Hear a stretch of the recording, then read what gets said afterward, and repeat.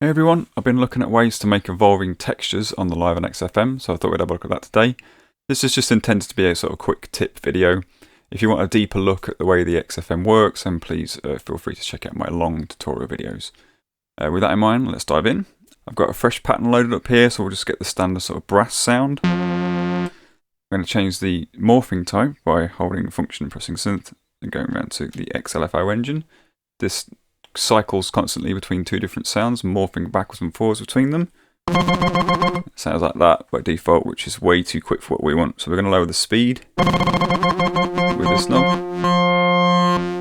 down to around 5 or 6, and then going to change the two banks and change the two sounds within this synth engine so that we can use those to cycle between.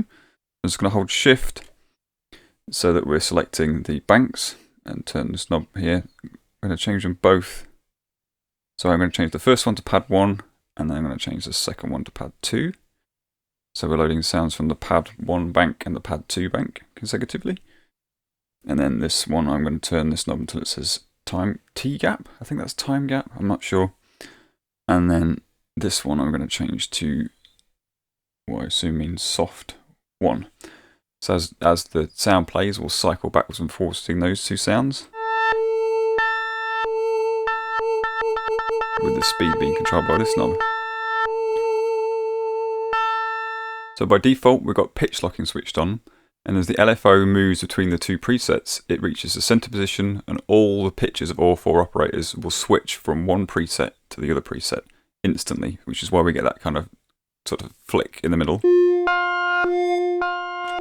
But what we can do is we can change the way that that happens. We do that by changing the color. So they don't all have to change in the center, they can change at different positions as the LFO sweeps through. So I think if we go to blue, that sounds quite nice. It kind of fractures the sound up into lots of little pieces. So it gives it this kind of rhythmic effect. So as the LFO sweeps across, one operator will change, and the next one, and then the next one. So it sort of smooths out that transitional process without creating lots of dissonance, which is what we'd get if we switch pitch locking off. So now that we've done that, I can add a little bit of LFO to get a bit of movement into the pitch. I'm not going to add very much, just enough to make it wonky without sounding horrible. We need to turn the pitch amount up to about 16 and then the rate to something slow like 8.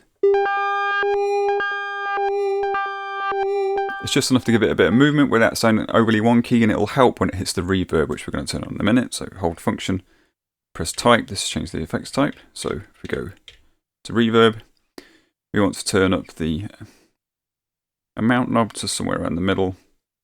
Let's turn this speed, this is the sort of length of the reverb, we'll turn it all the way up to the top, and then we're going to change the effects end here by holding shift, turn that up to somewhere in the 20s.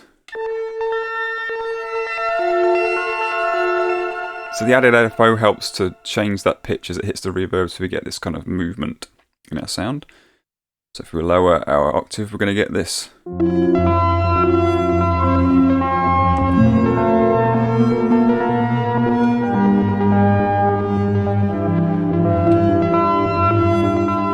So that's quite nice. So if we can turn on the filter as well, just to give us an extra little bit of tweaking. So function of filter, go to low pass.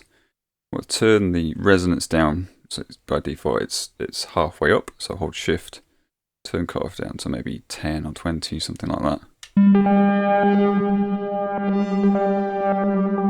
Then we can alter the cutoff as well.